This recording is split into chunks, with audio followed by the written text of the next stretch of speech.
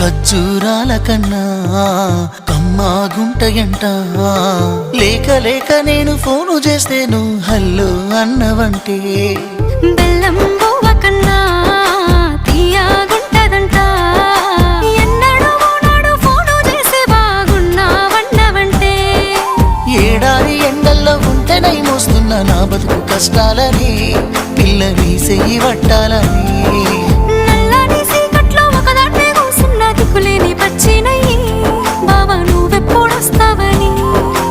ఏళ్ళైపోతుండే పిల్ల ఎన్నెలొచ్చింది మన బతుకులా. ఏలైపోతుండే పిల్ల ఏలు వట్టంగా వస్తున్నాయా.